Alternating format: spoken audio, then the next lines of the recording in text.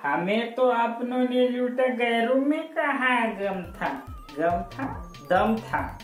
मेरी कश्ती ते डूबी जा, वहाँ कोरोना का प्रसार कम था। नाही कोरोनाचा मास्क कुठे गेला मग?